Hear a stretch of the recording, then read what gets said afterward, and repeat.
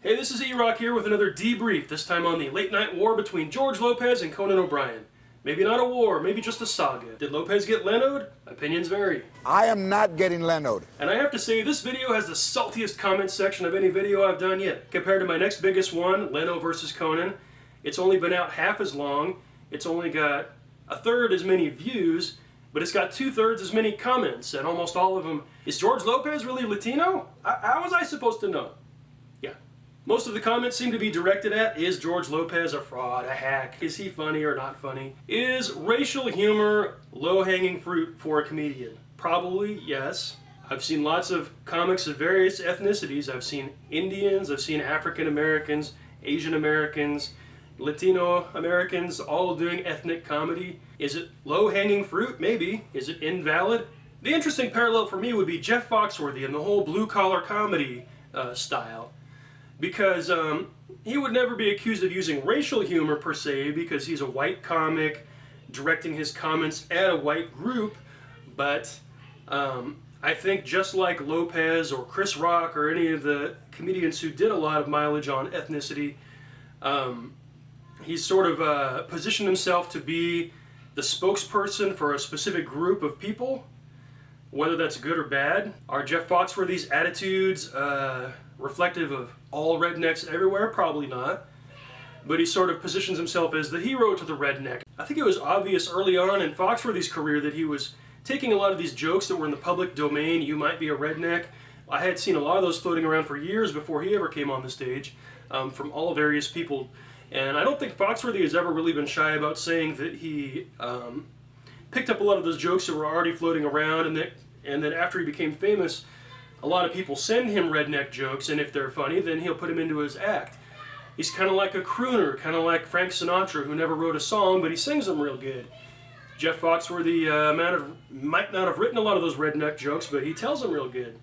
And he followed up by building an entire act around that. So I just see a lot of comparisons between someone like Lopez and someone like Foxworthy, who has built an entire act, maybe using some of that low-hanging fruit or some of these easy jokes as sort of the basis, but he's built the rest of his act around it. I don't know. I haven't seen enough of Lopez to really know if he's really got the chops or not. He seems to have a big following and a lot of detractors on the outside of that following. So I don't know what's fair. All I know for purposes of this video is that he had a late-night talk show briefly. I probably wouldn't have made this video if it wasn't for one of my YouTube commenters, and I apologize because I can't remember your name right now. I'd have to go through a couple thousand comments to find it.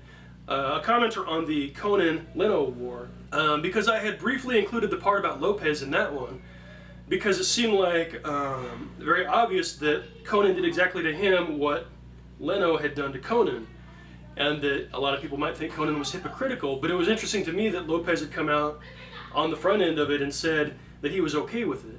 So then one of my commenters said, well, there's a more in-depth Howard Stern interview where Lopez says, well, I wasn't really fine with it, but I didn't have any choice. So I thought that would be interesting, and then I started to look into that more. This video is very padded, and some people have said that in the comments. First of all, at the beginning, because I thought maybe a lot of people didn't know Lopez had a talk show, I thought I should sort of do a brief presentation of what his show was like. I don't know if what I presented was a fair sampling of his real show. I went to the Wikipedia and I found what are some of his signature bits, bullet hole, not a bullet hole, or creepy little white girl. And so I tried to find some of those to put in there, but I don't know if that's indicative of his whole show or his whole monologue or comedy bits or interview style. But I just tried to put his show in a nutshell as much as I could. So, and then from there we go on to Conan displacing him at TBS. And then really, just because I thought it was funny and I didn't have anywhere else I thought to put it, I did a lot of the Conan versus basic cable kind of stuff, and that whole section doesn't really relate to Conan and Lopez. Probably should have not been in the video, because I do actually try to make videos as short as I can while including stuff that I find interesting. I'll include as much stuff as I can if it's relevant, and it might be a long video, but I don't want to include too much irrelevant stuff, and that really was irrelevant. So if I ever do a revised version of that, I would trim some of that down. I think more of the story of Lopez and Conan probably happens off camera when you get to the idea that it seemed like Lopez probably was on the bubble for cancellation before Conan came anyways. Probably just because, you know, the ratings were not super high and it probably cost too much money. They would rather just show reruns. And Conan coming in really did kind of buy Lopez's second year because Conan didn't want it to look like he had Leno'd Mr. Lopez. So, but I mean, I guess all that got into the video anyways, so it was just another fun learning experience for me. I just keep spinning out debrief videos to kind of fill time because I've been working on another late night saga entry. Hopefully people will like it and hopefully it'll be out soon.